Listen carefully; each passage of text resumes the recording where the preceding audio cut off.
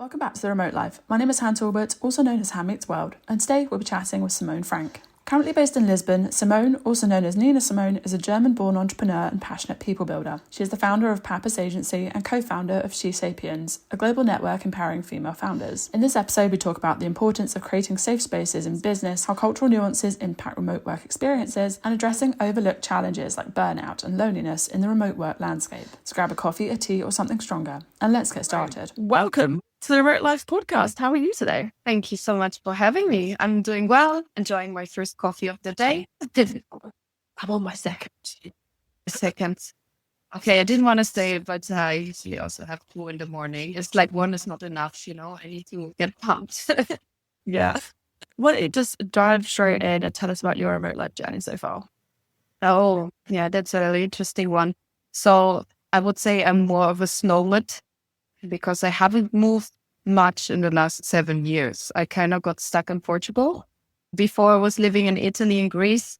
But one thing I noticed over the entire span of being a digital nomad is I really like to settle, to get to know the people, to learn the language. So I think the concept of a snowmad applies better to me. Not like you, not like crazy as you. Every week a new Airbnb in your background. That's not true. A little bit. I think they've been in the same Airbnb since you last spoke, but no, I would say that I think there are a lot more people who are slow madding. And I think, well, actually, for you, what is slow madding? Like, what's the big difference? Yeah. And I think a snowmad is just someone that is willing to commit to settle. So being open for what could unfold wherever they go, right? And for me, back then, this happened when I came to Lisbon.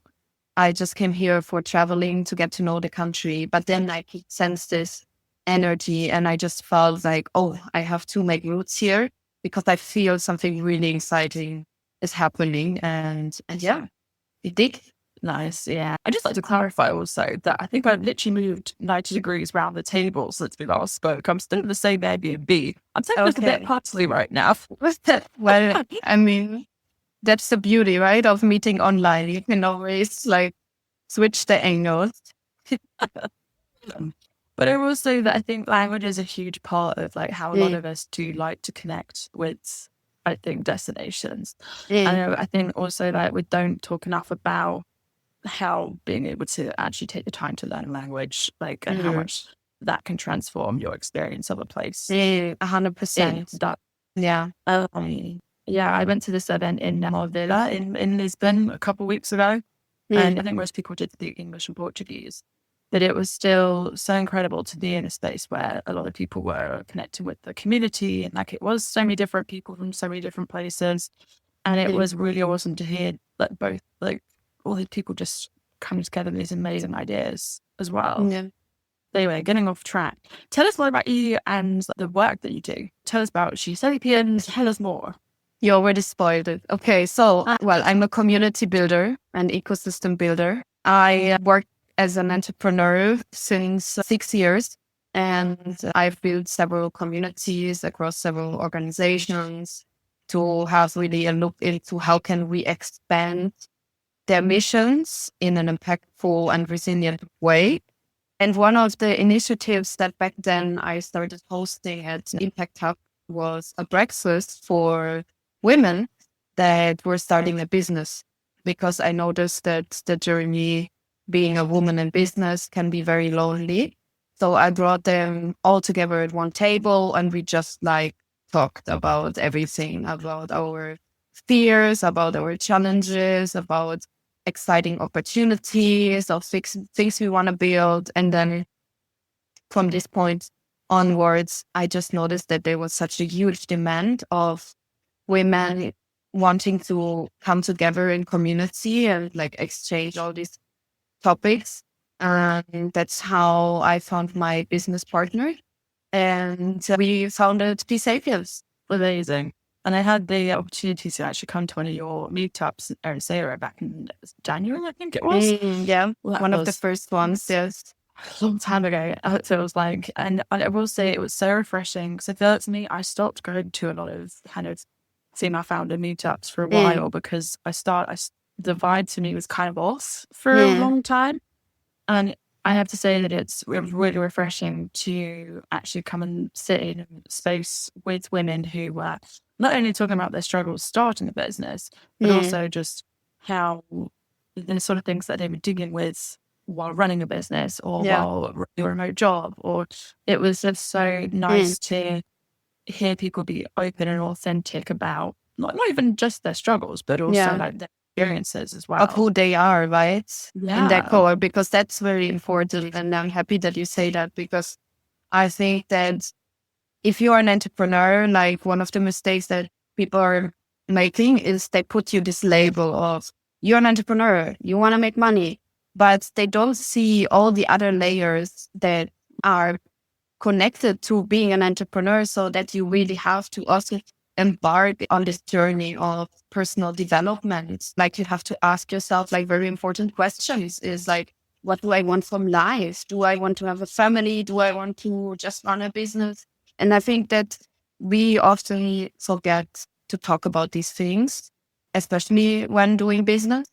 And this is something that we want to do different at SheSapiens. We want to create these safe spaces where people can really have meaningful connections, find meaningful connections, and like talk very openly. And, you know, we just try to let them be themselves.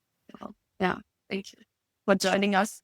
Yeah, I honestly, what was also really funny was I was in a co-living at the time and I didn't realize I was the only woman staying in the co-living. And normally this is nothing against men at all, but of course there was a lot of masculine energy in the house. And so to then come to the meetup and be able to talk about more kind of feminine energy type things was the kind of reset that I didn't know I needed as well. So just again, not nothing against guys. But it was just so refreshing to be able to talk about feminine energy, what I need from my feminine energy, what I need as a woman in business to be able to do my work, to be able to live life, like to be able to take the time to re-energize, like things like that, that we just don't maybe talk about enough. And even as you were saying, that it's not about just starting a business to make money, but for like a lot of, especially women, some women have to have a business because they can't come back into the workspace, or they struggle to get back into the workspace after having children, or once they start having family and they want to be home to raise the family. Like it's a lot of different nuanced reasons for starting. There are a lot of nuanced reasons for starting a business. And it was just really nice to be able to kind of hear that acknowledged a little bit more in a space too. Yeah, beautiful. I think that, you know, in this fast-paced environments that we're living in, where you have to be ambitious, where you have to be successful, like you are really forced into structures that can be very masculine and also toxic.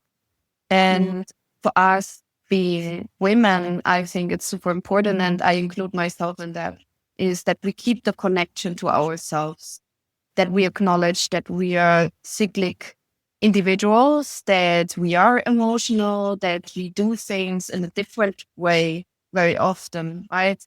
And I think that sometimes, like being in this process, we kind of lose the connection between our minds and our body. And I think that bringing women together in community is really what we need in order to nurture this, like, you know, hard-led experience, like that helps us to reconnect with our bodies and to be like fully intuitive and like creative, and you know. So I'm happy that you had this experience, that it brought you back to yourself. Yeah, it was really interesting because, again, I want to just add also the guys are absolutely lovely, so supportive. But it was just the natural energy, cup filler up, if you will, activity that I didn't know I needed that day. I was told about the meetup journal. I was like, oh, that sounds cool. Might go along and see what it's about. And I think I even said in my introduction of like, I'm still trying to figure out why I'm sat here right now. But I left with this sort of, I'm not even realizing that my cup had been filled. And I'm sad that I couldn't stay around longer for the next one. It was just the kind of energy I needed for myself that day that I can't explain that the way. Then when they came back to the house, they were like, oh, yeah, no, you seem a little bit different. I was like, yeah, no, I feel like Like the feminine energy cup has been filled today. Yeah, It was very refreshing. Yeah, I love that. It's like almost like a self-care practice, right? That you do. But it's coffee and good food. Like, yeah. But I just want to say that here because all of this is just possible because of the amazing human beings we work with. Yeah. Because this is really the core of our business. It's the people. We are community driven, and if we, and I'm talking for Julia and myself, we would not find these amazing women that support us in our mission. Like all of these experiences wouldn't be the same because I cannot duplicate myself in 1,000 pieces. I have to trust that I find other women that are minimum as great as we are. So just to say that here. We'll talk a bit more about how people can get involved a bit later. But I'm just curious. I want to go back to what you said about, I think, something along the lines of self-care practices in terms of creativity and re-energizing. What does that look like for you? Out of interest. For me, like personally, yeah. Oh, why do I always get this question? I don't know.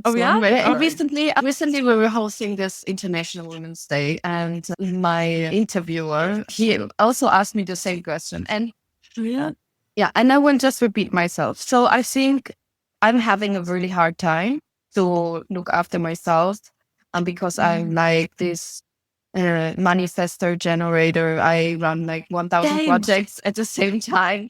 And I'm getting really excited. But what I always say is it helps me so much to be connected to nature and to choose a place of living where I can just like release all the tension. So being in a decompressing environment like Portugal, having the ocean, the sun, these kind of things, that's really helped me to keep going with my self-care practices. But of course, like at SheSapiens, we also run events that are, let's say, more spiritual or holistic.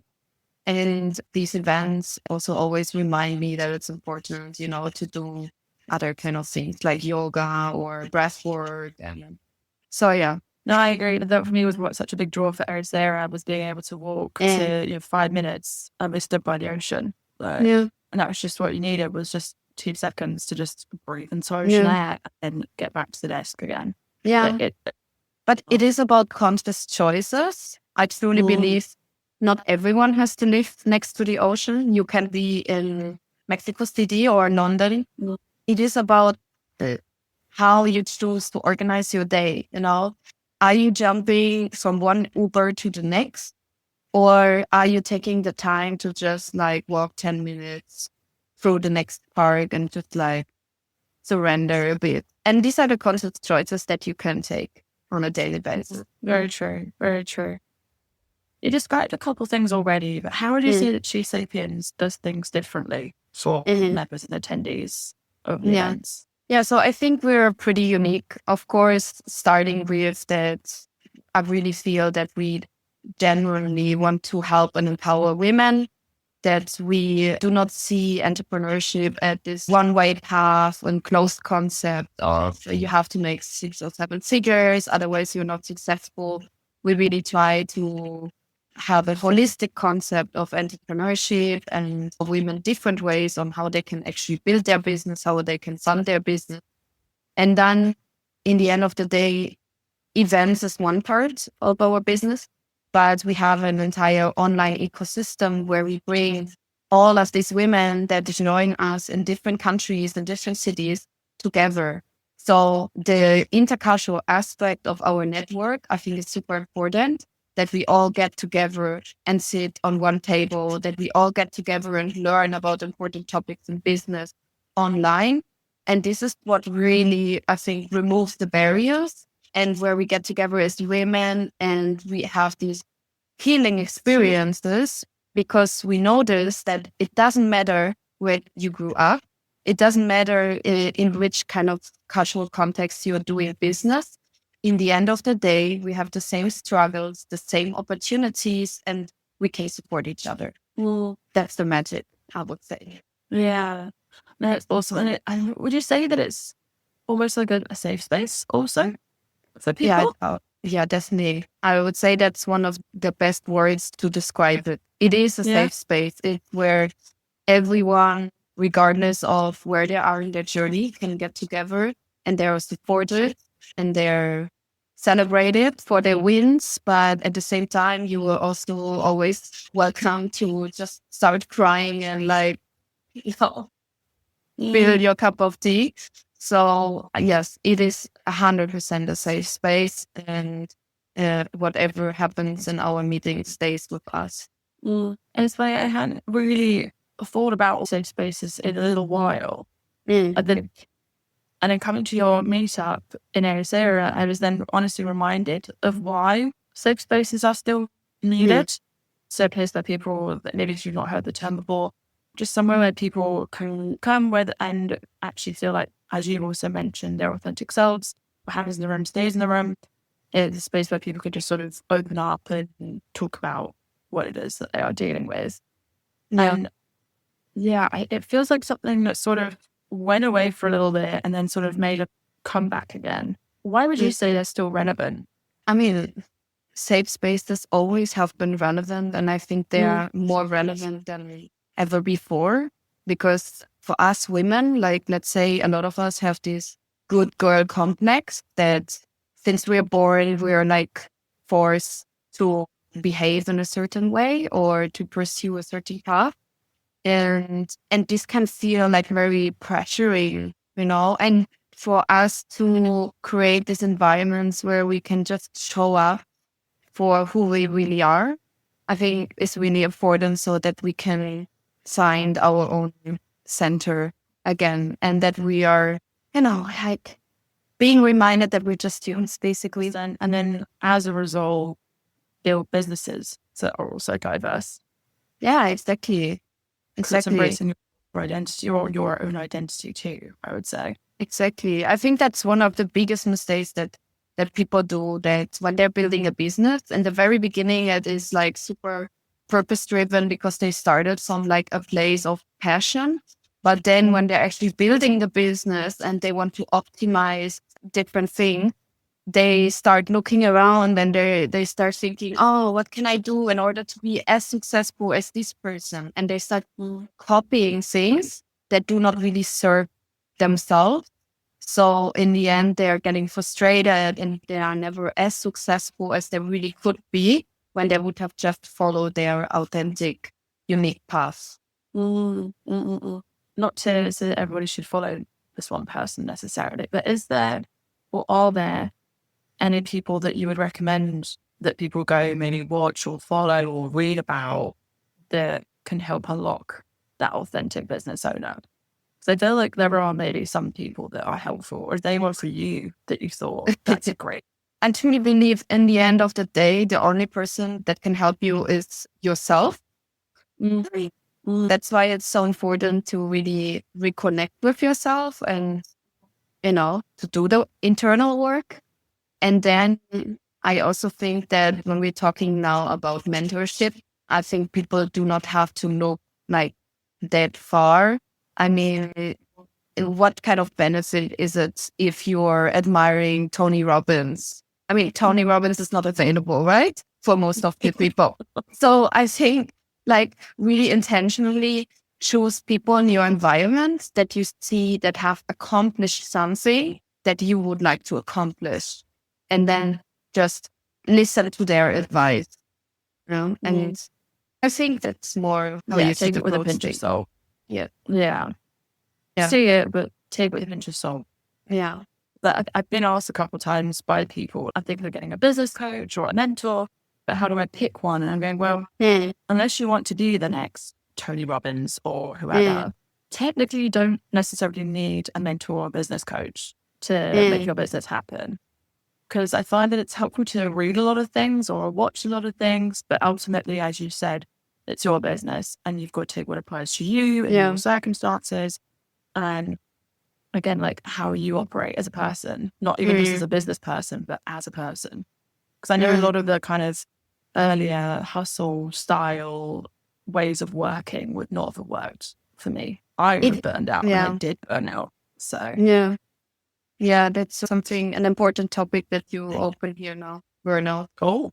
But going back to what you just said, I think another important point is it's not you who chooses your business mentors. It's them who choose you as the student. Oh, interesting. How do you mean? Because in the end of the day, like the master chooses its students, not vice versa. So for me, and that's maybe a bit of provocative thought here, especially in the digital nomad world with all these individual entrepreneurs. I'm not a big fan of all of these coaches out there, or business coaches, and the way they are like making business and being salesy, because there is not one method that fits to all. I truly believe that the master like chooses students organically. Sometimes you are confronted with people in your life that I'll give you an example. Like very often what happened to me when we onboard new community leaders for SheSapiens is like, I meet them, I see their potential, and even more important, I see myself in their personalities, but maybe 5 years back. And then I just think, oh, how can I help them to not make the same mistakes I did?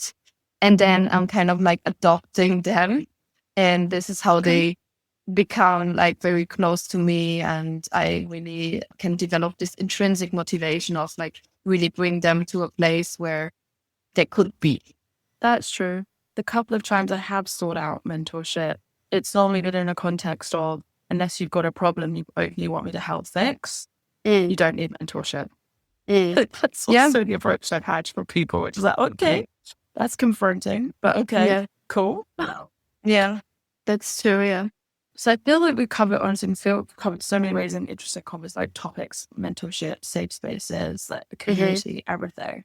I'm just curious how you would maybe advise people on dealing with their sort of cultural nuances around these sorts of things. It's something that obviously generally I'd say a lot of us are aware of, but at one of your meetups, people were talking about like how in Portugal, like being a woman, like there are certain cultural nuances and how like that relates to running a business versus like the conversation that we've had in the UK and women starting a business. I'm not saying like one of them's like better than the other or anything, but how do you personally advise people deal with these sort of cultural nuances, or like do you think there's much of a cultural impact on these sorts of conversations? Yeah. So since 85% of our SheSapiens members are foreigners in to them foreign country, we always advise that they should just come with an open heart to be really open for new ways of people doing business, getting to know different, for example, startup ecosystems, initiatives they can get involved, and then just try to adapt and have patience. And I think patience is so important, like to not expect that things work out in the way you are used to it overnight is really important. So, and we have these differences in, especially when we are looking in Europe to the northern and the southern country, that we have high context and low context cultures. And whereas in Germany, if someone says like, yeah, I'm going to buy your program, they most likely hold their word and they're going to buy your program. But in Portugal, people are more of a high context culture, which means they need way more touch points in order to feel secure or build a certain trust to you as a professional until they fully commit and they say yes. And if you are impatient and you cannot wait for them to be ready, you lose because you may appear rude or you are pressuring. So it's just like try to observe how people are doing business and are behaving in life in general, and then just be patient and try to adapt. That's such an interesting observation. I never would have thought about that, but it makes so much sense. And like even down to how people communicate, just even in terms of like where best to find people, or like, yeah, it's so different by country, by location, like everything. Yeah. But in the end of the day, it's like find your tribe. That's why we do create the safe spaces, because you can only adapt like to a certain degree. You should never change like the person you are in the end of the day, it's important that you stick to your values and that you know who you are and that you flow with the people that are similar to you. I think that is the best success recipe in business anyway. It's like find your tribe and get supported by these people, and then everything will be okay, actually. Yeah, and having a support system. That's another thing that I feel like is not talked about enough. Like, what is your support system? Not just for your personal life, but also for business life too. That is, so many underrated conversations. Yeah. Go check out SheSapiens. That's the answer. And feel like there's also some subtle, nuanced conversations that maybe aren't talked about also in the remote work space. Is there anything that you think we don't perhaps talk about overall, like as much as we could do? We're covering a lot of these today. Yeah, I think that there are like a few topics that are kind of neglected by society. And I think one of them is definitely burnout or anxiety. And I noticed that recently because we were starting to host events for aspiring founders. And when we hosted the first edition, like 80% of the people that were sitting in the room told us that they want to pursue their own business path because they were going through burnout.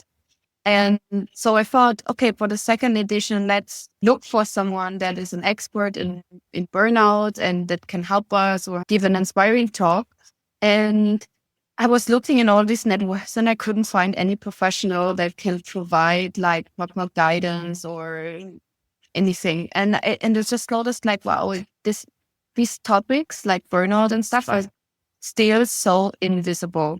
And especially in the remote working field industry, it's like almost like it doesn't exist. But I think it's so much more common for people that work remotely, because if you work remotely and all you need is your laptop in order to do your work, it is so easy to get stuck behind a screen and to not stop. And then you forget your healthy habits, to move, to eat, to sleep. And this is really a big, big topic that I think needs to be addressed now. I agree. And also to add on to that, I'm guilty of doing this. The people who obviously work remotely and travel don't talk about the fact they're balancing exploring and visiting a new country with work and managing that while also managing your rest efficiently or managing your diet efficiently and socializing time versus alone time and like actual the other things that build up to working remotely successfully as well. It's so true. It's so true. Yeah. I don't know how you are like handling this matter, but maybe what helps is when you travel to a new place and you say, I'm working remotely, let's say from Spain, that before you go to Spain, that you maybe make yourself like a goal sheet of things that you want to get to know in the country, that you really want to see. So that you are not getting stuck in your daily hustle, that you really have this list and your goals and you say, okay, I wanted to visit, I don't know, this beach or that cave, and really have to take this Saturday in order to, go out and do it. Because otherwise, I think a lot of people are just getting too comfortable and get stuck. And no, that's literally what I do. I do have goals for the destinations I go to, funnily enough. And it is literally, I will take the time to see, like on this trip, for example, the whole goal was to basically actually be doing deep work. But I've done one tour already and I have one more in mind, and that's it, like the whole month. Whereas everything else is about rest and recuperation after a couple of weeks of intense conference meetings and socializing. And that was the purpose of that trip. Yeah. Everything works differently for different people. Yeah. Obviously, like you're a night owl, then you don't want to have to feel like you're waking up at the crack of dawn to do things. Sometimes you can go places and just see the things we want to see. But a lot of people also get caught up in, well, I saw this TikTok video that like said that this was the top hidden gem or whatever that you've got to see in this place. And then they probably go and actually are really underwhelmed because it was not what they wanted to see. So 100% goals is or before you get there is the best thing to do. And also, this is why I hate also talking about digital nomads, like hotspots or like best places to go if you are a remote worker, because it's never been about going because someone said it's a top destination, and all about why are you going for you? Like what is important to you as a destination? And I think, technology can help. And maybe this is the moment where I can announce that I'm also involved in a different business that is targeting a business traveler and is trying to solve the pain of loneliness for business traveler and digital nomad. Because this dream of that you go to your dream destination and then you find your dream community is very like illusional. I think it actually takes a lot of work for most digital nomads to find their tribe and to really have this kind of community feeling. So technology can help, and I'm invested in an application called Met Instead. So what Met Instead does is you have a profile, and then when you're traveling, let's say you're traveling tomorrow to Madrid and you are only 2 days in Madrid, instead of like getting lost and getting stuck behind your computer, you can look for people inside on the application to do things together. And doing things together that do not necessarily have to be like super exciting, like visiting like sightseeing places. It can be just like, let's go for lunch together, or let's go to this concert together, or I'm going to have to drive 30 minutes to the airport on Monday. Maybe I can share a ride with someone and have an interesting conversation meanwhile, like to create these small interactions while you are traveling alone. I think it can be very impactful. I agree. They're some of the most fun memories I have are of those kinds of interactions. Just some random people that you've met on a random encounter and you just stay in touch. Yeah. I think we don't talk about that enough either. But for this, you have to be an extrovert, or the timing has to be right. I think you can practice, you can learn, but not everyone feels that comfortable, to talk to strangers. And also strangers, sometimes you cannot select. You don't know like their story, their values, whatever their work. And I think for women, this can be also very dangerous.